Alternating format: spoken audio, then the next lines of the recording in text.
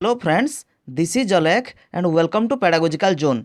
आज आम डिस्कसन करवा आपनकर जो चैप्टरटा रोच कौन ना ग्रोथ एंड डेवलपमेंट ड्यूरिंग कौन ना एडोलसेंस। ठीक अच्छे से जो चैप्टरटा जो रोचे है तार जो मल्टीपल चॉइस क्वेश्चन अच्छी एमसीक्यू नुहे कि जहाँ भी रही ताको आज आम डिस्कसन करवा 30टा एमसीक्यू आम नहींचु। ठीक अच्छे 30टा एमसीक्यू को डिस्कसन करवा। ठीक अच्छे आर रिलेटेड जहाँ भी जो प्रीवियस क्लास करा रिलेटेड है कि ताको डिस्क्रिप्शन ता लिंक देदेवी आपण मैंने देखिपारे। बर्तमान कौन करवा आर जो मल्टीपल चॉइस क्वेश्चन रोचे ताको आम स्टार्ट करवा। ठीक अच्छे प्रथम क्वेश्चन देखा कौन कही adolescence is derived from the word डेस। एडोलसेंस जो वर्डटा केउ वार्ड रु आसी कौटू आसी ना एडोलसेंट एडोलस्केयर एडोलस्कटम एडोलस्केयर। ये लक्ष्य करूँ ये स्पेलिंग देखु SCARE देची SCERE देची एटा हेबो नाही कि एटा भी हेबो नाही है कि तो हबो कौटा ऑप्शन नंबर 4 एडोलस्केयर। स्पेलिंग कौन मन रखि था ADOLESCERE। ठीक अच्छे एडोलस्केयर। नेक्स्ट क्वेश्चन देखा कौन कही द वर्ड एडोलस्केयर मीन्स। एडोलस्केयर अर्थ हूँ कौन to mature to grow to develop to be a man. ठीक अच्छे आर अर्थ हूँ कौन टू ग्रो। ठीक अच्छे आर पूराटा लक्ष्य करवा टू ग्रो टू मैच्योर तार पूराटा हूँ किंतु ये देती कौन आम लक्ष्य जब एमती ऑप्शन देथिबो ताले हबो कौन ना टू ग्रो हबो। ठीक अच्छे तापर देखिए कौन कही 3 नंबर प्रश्न the word adolescence is of this origin. एटा केउ ओरिजिन रु आसी ग्रीक ना स्पेनिश ना लाटिन ना चाइनीज एटा केउठर आसी ना आपणकर ऑप्शन नंबर कौन हम ऑप्शन 1 ग्रीक रु आसी। ठीक अच्छे तापर daily requirement of an adolescent boy is about. Daily requirement दरकार कौन गोटे एडोलसेंट बॉय को केते आवश्यक बा केते कैलोरी दरकार होता है ना 2800 कैलोरी 3000 कैलोरी 3200 कैलोरी ना 2900 कैलोरी। ठीक अच्छे तो यार जदि आम करेक्ट आंसर लक्ष्य करा कौन रोचे ना ऑप्शन नंबर 3 3200 कैलोरी दरकार होता है एडोलसेंट बॉय को। ठीक अच्छे जदि से भाई प्रश्न आसो जे एडोलसेंट गर्ल को daily requirement of an adolescent girl adolescent girl को है कि केते दरकार कैलोरी खाद्य दरकार केते रोचे ना 2800 कैलोरी 3000 कैलोरी 3200 कैलोरी ना 2900 कैलोरी। ठीक अच्छे जो जदि गर्ल मान कथा आसो तो तांकर आसो केते ना 2800 कैलोरी ऑप्शन नंबर 1। ठीक अच्छे तापर क्वेश्चन देछि 6 number which of the following sign is frequently shown by an adolescent boy or girl. ठीक अच्छे ये 4टा ऑप्शन मध्यरु बा केउ प्रकार साइन। ठीक अच्छे केउ प्रकार संकेत एडोलसेंट पुओ एवं झील माने बारंबार देखा था फ्रिक्वेंटली देखा था। ठीक अच्छे क्यों प्रकार साइन को संकेत को फ्रिक्वेंटली देखा था कौ माने एडोलसेंट बॉय और गर्ल माने कौन ना इमोशनल मैच्योरिटी हम ना। इमोशनल मैच्योरिटी कौटे आसो एडोलसेंट पुओ हूँ बा झील हूँ इमोशनल कौन से माने आडजस्टमेंट करवा शिखती इमोशनली बालांस करें तो मैच्योरिटी आसो कौटी तो यहाँ तो हेनी मूड स्विंग्स यहाँ हम से कौन कौन मूडटा सबु बेले बदलू थाए नुहे कि एडोलसेंट बॉय गर्ल माने कौन टीनेजर पिला माने नुहे कि टीनेजर जो पिला माने तांकर मूड कौन होता है सबु बेले चेंज होता है। ऑप्शन नंबर 2 रोचे ठीक बोथ 1 and 2 हम ना नन एबव हम ना। तो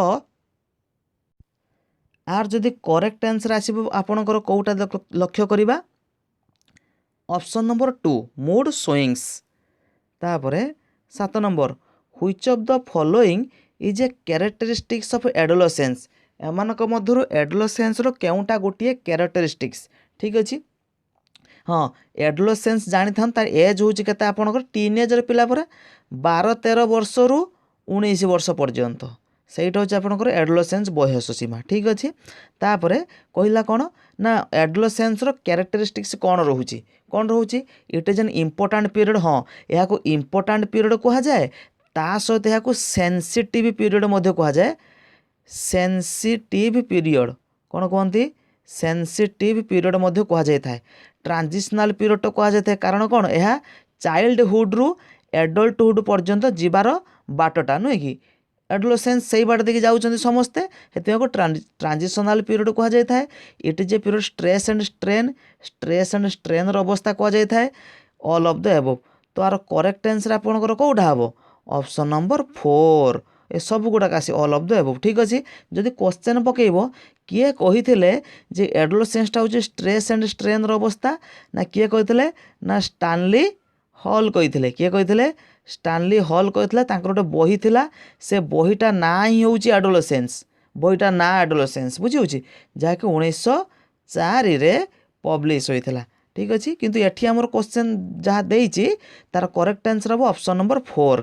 तापरे which of this following periods is otherwise known as teen age एमानक मध्यरु टीन एज क्या कहुए आम जान एडोलेसेंस एज कौन कहुए टीन एज कहुए 13 वर्ष 19 वर्ष अवस्था इन्फान्सी को ना एडोलेसेंस को ना चाइल्डहुड को ना एडल्टहुड को। ठीक अच्छे जदि बयस देखीदे इन्फान्सी हूँ आपंकर 0 ରୁ 2 वर्ष हम कि ना एडोलेसेंस हूँ आपंकर 12 वर्ष ରୁ 19 वर्ष चाइल्डहुड हूँ आपंकर 3 वर्ष ରୁ 12 वर्ष एडल्टहुड हूँ 20 वर्ष ରୁ अधिक। तो आर कौन कही टीनेज कथा कही टीनेज ताने कौटा हम 12 ରୁ 19 तो कौटा हम ऑप्शन नंबर 2 एडोलेसेंस। ठीक अच्छे तापर क्वेश्चन देखा 9 नंबर प्रश्न। हाँ आ गोटे कथा जदि क्लास में किसी डाउट थी देन आपण मैंने कमेंट सेक्शन लिखिपारे जहाँ भी डाउट रोचे से अनुसार मुझे नेक्स्ट क्लास कौन करी आहरी बेटर करने चेष्टा करी। ठीक अच्छे 9 नंबर प्रश्न कहला adolescence ends at the age of death adolescence end होता है शेष होता है क्यों एज रे 19 वर्ष रे 23 वर्ष रे 12 वर्ष रे ना 11 वर्ष रे क्यों वर्ष रे शेष होता है एडोलेसेंस आपणकर केतेरु 12-13 वर्ष रु आरंभ होइकी 19 वर्ष पर्यंत जाई थाए नुहे कि तो शेष होता है कौटी ऑप्शन नंबर 1 हम। ठीक अच्छे तापर क्वेश्चन देखा 10 नंबर प्रश्न कौन कहला adolescence is period that starts with on set of days adolescence हूँ गोटे पीरियडटा जोटा स्टार्ट होता है कौन ऑन सेट्स ऑफ डेज कौन ना hair and beard face pimples मुहर जो पिंपल आता है पॉवर्टी यौवन आरंभ नॉन ऑफ द एबव। ठीक अच्छे तो आर करेक्ट आंसर कौटा हम एडोलेसेंस रे कौन आरंभ होता है आपणकर पॉवर्टी आरंभ हो सारी थाए नुह कि यौवन आरंभ होता है। अच्छा तापरे 11 number sex like overflow of a great river irrigates and fertilize great tract of life territory हो अपॉन इट आउ थे कहूँ जे sex like overflow of a great river irrigates and fertilizes great tracts of life territory एक कथा किए कही रस कही ना स्लटर कही ना फ्रेड कही ना एरिक्सन कही तो एक कथा किए कही आपणकर हम ऑप्शन नंबर 2 स्लटर। ठीक अच्छे तापर क्वेश्चन देखिए 12 नंबर प्रश्न कौन कहला which of the following plays greatest role in the development of depression एमानक मध्यरु माने डिप्रेशन जो आसीबार है कि मुख्य कारण कौन होता है डिप्रेशन रहीबार पिलामान केस रे टीनेजर पिलामान कथार किए ना रैपिड इनक्रीज ऑफ हार्मोन आमे जानिचंती 13 वर्ष बयस रु 12-13 वर्ष बयस रु हार्मोन क्षरण आरंभ हो सारी थाए हार्मोन प्रभाव रे ना ना आपणकर हूँ कौन ना आर्ली मैचुरेशन शीघ्र आसी जाइथिबारु ना स्ट्रेसफुल लाइफ इवेंट जीवनटा स्ट्रेसफुल जो घटना जहाँ भी रोचे स्ट्रेसफुल होइथिबारु ना नॉन।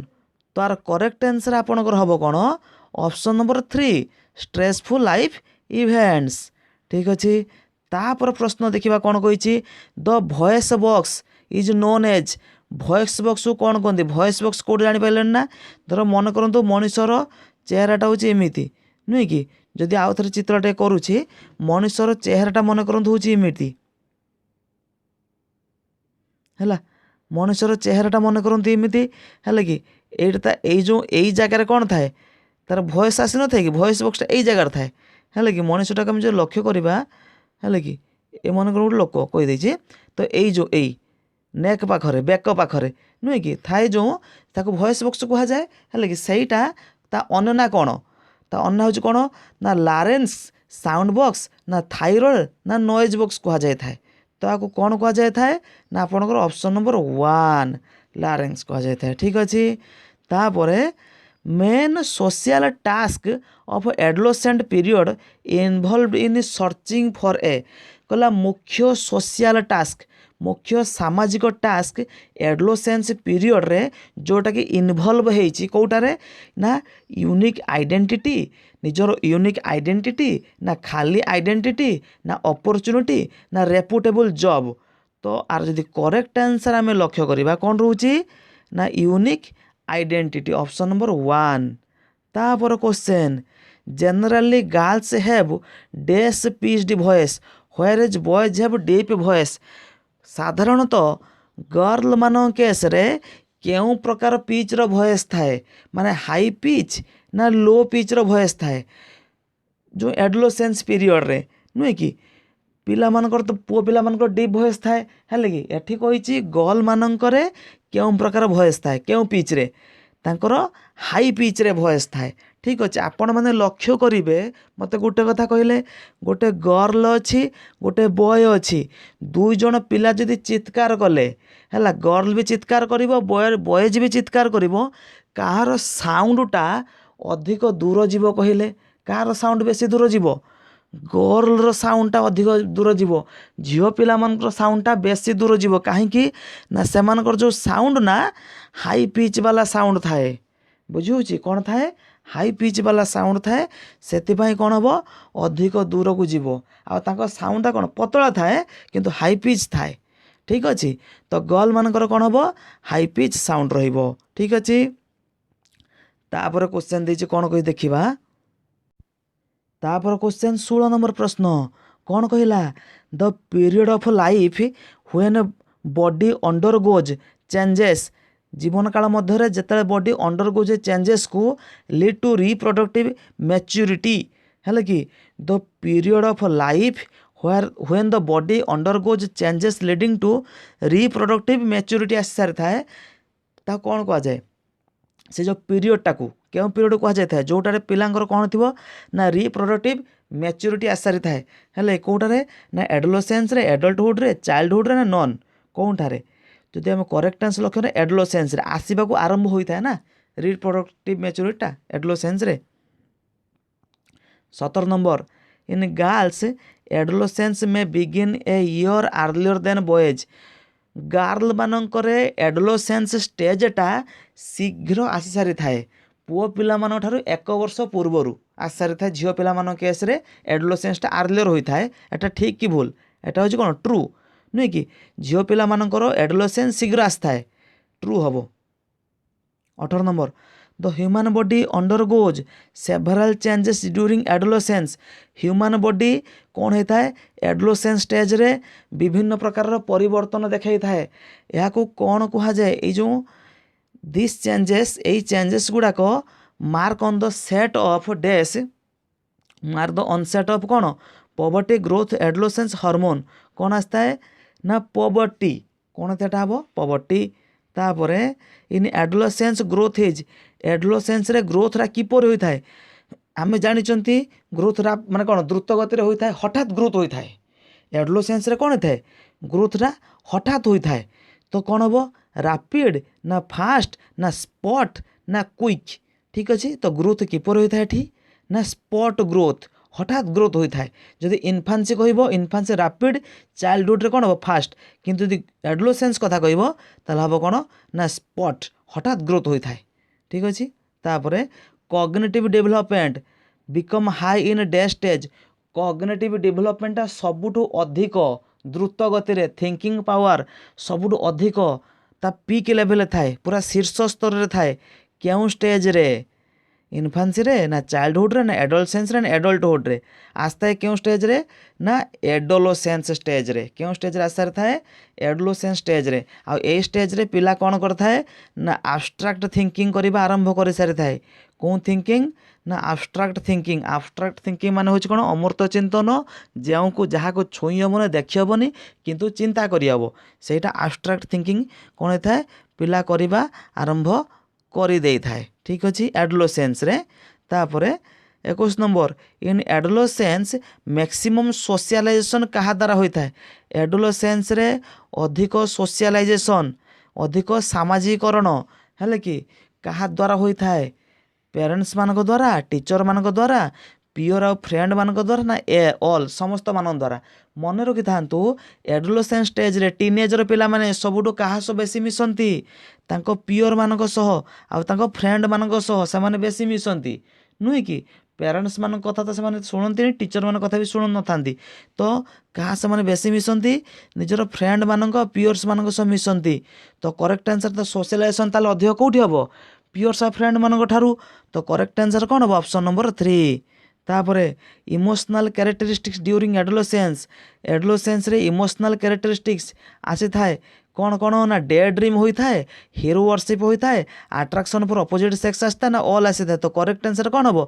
ऑल ये सब गुड़ाक आसी थाए अट्रैक्शन फॉर अपोजिट सेक्स प्रति अट्रैक्शन आसी थाए हिरो वर्शिप माने कौन पिला माने कौन सी फिल्म हिरो को हूँ बा हॉलीवुड हिरो को हूँ बॉलीवुड हिरो को जहाँ भी हूँ हिरो मान निजर आइडियल भाया माने नहीं से हिरो मान जब हेयर स्टाइल पिला माने कौन करुवे हेयर स्टाइल करुवे से जब ड्रेस पिंधुं पिला ड्रेस ही पिंधुए से हिरो वर्शिप डे ड्रीमिंग कौन डे ड्रीमिंग हूँ किसी काम करेनि खाली चिंता करेंगे ठीक अच्छे जे मोर गोटे गाड़ी आसता कि मुझे गोटे बाइक आसता कि गोटे बाइक चलाती हेल्ले ये चिंताधारा चिंता करुवे कि एक्शन किसी करूनथिबे डे ड्रीम ये सब होता है एडोलेसेंस रे तो करेक्ट आंसर कौन हम ऑल हम 23 number a feeling of extreme admiration for someone imagining that they have qualities और abilities that are better than anyone else जोटा बर्तमान मुझे कहली हेल्ले कौन ना गोटे फीलिंग कौन ना जनक प्रति गोटे फीलिंग्स कौन ना से इमेजिन करुव कौन से लोक पाखे बहुत गुड़े क्वालिटी अच्छी बहुत गुड़े एबिलिटी अच्छी जहाँकि अन्य मान पाखे ना माने से लोक को निजर आइडियल मान ना कौन कहुए कौन कहुए या हिरो वर्शिप कहुए बर्तमान डिस्कसन कले ना 23 नंबर 24 नंबर गला 24 नंबर कौन कही a series of pleasant thought आनंददायी चिंताधारा कौन about something you would prefer to be doing किसी गोटे पिला गोटे कर और something you would like to achieve in future ताको फ्यूचर अचीव करने चेष्टा करिवो ठीक अच्छे पिला किसी करने चेष्टा कर वर्तमान वर्तमान पिला किसी करने चेष्टा करुव है कि किंतु भावुव खाली बट करून कौन कहुए डे ड्रीम कहल ना बर्तमान कौन कह डे ड्रीमिंग कहुए तापर क्वेश्चन कौन कहला पढ़ीदवा अकॉर्डिंग टू रिसर्च अनुसार कौन research findings as far as height is कनसर्नड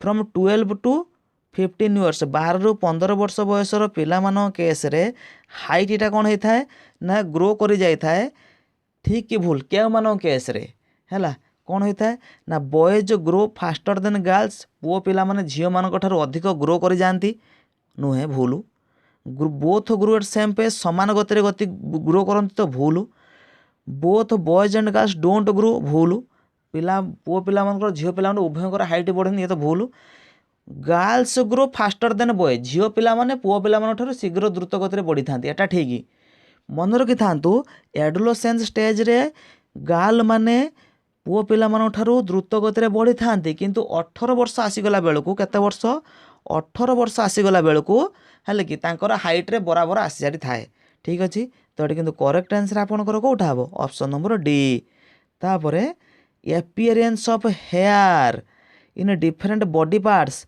of both boys and girls उभय पुओ पिला माने एवं झील पिला माने बॉयज एवं गर्ल्स को मानकर कौन हम हेयर एपियरेंस होउथबो विभिन्न बॉडी पार्ट रे है कि ताको कौन कहा जाए सेटा कौन ना प्राइमरी सेक्स कैरेक्टरिस्टिक्स ना सेकेंडरी सेक्स कैरेक्टरिस्टिक्स ना फिजिक ना ग्लैंड है कौन एटा होता है जदि विभिन्न जो बॉडी रे पार्ट्स रोचे हेयर कौन हुए एपियर हेले कि उभय बॉयज एवं गर्ल्स क्षेत्र में ताहाको कौन कहा जाए आमर ना सेकेंडरी सेक्स कैरेक्टरिस्टिक्स कहा जाए थाए ठीक अच्छे तापर a father is not paying adequate attention जड़े फादर जी कि तार झील को तार एडोलेसेंट झील को झीलटा बर्तमान एडोलेसेंट स्टेज रे अच्छी ताहाको कौन ता फादर कौन करुच्ची ना एडिक्वेट एटेंशन देउ नाहांती ठीक अच्छे तो झील से जो गार्ल क्षेत्र में कौन डेभलप हो सेन्स ऑफ इनसिक्यूरिटी डेभलप हम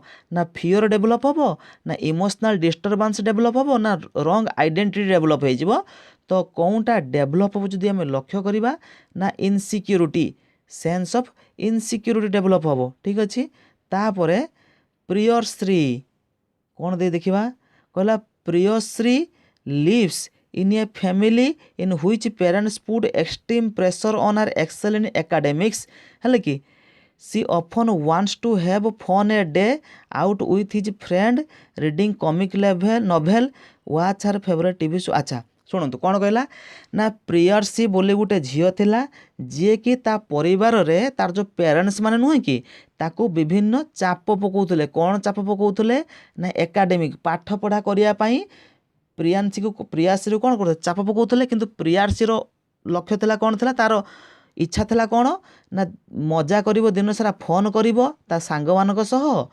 कॉमिक नोवेल पढ़िवो आ कौन वाच हार फेवरेट टीवी शो देखिवो है जोटा कि परिवार एलाउ करू नथिले नॉट एलाउड अछि ना एलाउ करू नथिले तो ता पाखरे कौन केउ प्रकार नीड रो आवश्यकता अछि physical need recreational need emotional need ना इंटेलेक्चुअल नीड कोटार आवश्यकता रही ना रिक्रिएशनल नीड ठीक अच्छे जदि क्लास के डाउट थी देन आपण मैंने कहे मुझे चेष्टा करुँची कौन करने जपरी आप बुझीपार दरकार बुझुस तो अच्छा तापर 113 नंबर प्रश्न कौन कहला देखो यही एडोलेसेंस उपर ही आमर पूर्वर वेसेस्टिट्रे क्लास करा जायछि है कि से क्लास लिंक मत डिस्क्रिप्शन दे दी आप देखिपारे ठीक अच्छे तापर हाँ आज जदि क्लासटा भल लगुथ देन चैनल को सब्सक्राइब करेंगे नोटिफिकेशन बेल को क्लिक करेंगे ठीक अच्छे अच्छा तापर देखिए कौन 113 नंबर 113 देचे एटा किंतु एटा हूँ आमर केते नंबर प्रश्न कहले 29 नंबर प्रश्न एटा आमर ठीक अच्छे कौन a girl of 11 years when attends her nature's call in front of other family members है कि at that time we tell her that she is not small child so she should not do like this अच्छा गोटे झील थिला jar बयस 11 वर्ष है कि जे गोटे कॉल अटेंड कला है कि ता फैमिली माने कहले कौन जो से जो झीलटा जो कॉल जो अटेंड कला कहला जे तू छोट पिला अच्छु है कि कौन कॉल अटेंड करुचु है कि तापर एनादर डे आउ गोटे दिन when the girl tries to suggest something we advised her not to talk like grown up now the child confuse अच्छा एटा जो बहुत इजी क्वेश्चन टे कौन एटा कही एटा एडोलेसेंस आसी थाए एटा तार इमोशनल जो रोज से आसी थाए जे कौन आसता है ना जदि लक्ष्य करवा जे गोटे झीलटे अच्छी 11 वर्षर झीलटे अच्छे जे गोटे फोन कल आइला कौन आइला गोटे phone call Ayla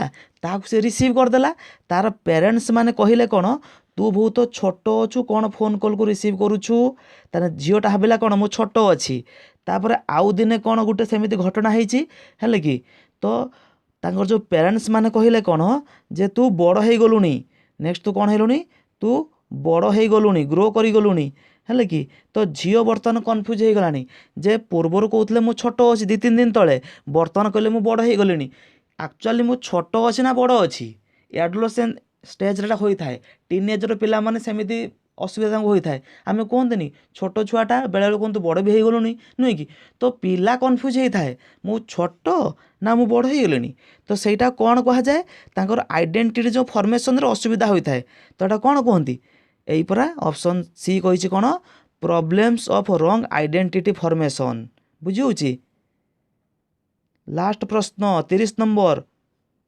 what is the false about adolescence adolescence रे मध्य कोटा फॉल्स स्टेटमेंट कोटा ना adolescence are more independent than before अन्य स्टेज तुलन में एडोलेसेंस रे पिला कौन होता है अधिक इंडिपेंडेंट होता स्वाधीनता पाई था हाँ हवा चाहती मध्य brain has the least capacity to for learning कौन ना ब्रेन रे लीस्ट कैपेसिटी कौटी आसो ब्रेन रे तो हाईएस्ट कैपेसिटी ये आसता है ना लर्निंग करें क्या कॉग्निटिव डेवलपमेंट तो बहुत उच्च स्तर रे होता है तो लीस्ट कैपेसिटी तो हम ना नुहे कि तो लीस्ट कैपेसिटी तो हम ना कटिला तापर एडोलेसेंस में feel insecure while trying to adjust to the change in the body and mind हाँ एडोलेसेंट स्टेज रे कौन होता है इनसिक्योर फील होता है जितेबाला कौन से बॉडी माइंड कौन एडजस्ट करें एटा आसी था एटा भी आसी था अलदेव तो हम नहीं तो अलग कौटा हम आपणकर यहीटा ऑप्शन नंबर 2 कौन कहे लिस्ट कैपेसिटी ब्रेन रे लिस्ट कैपेसिटी हो न थाए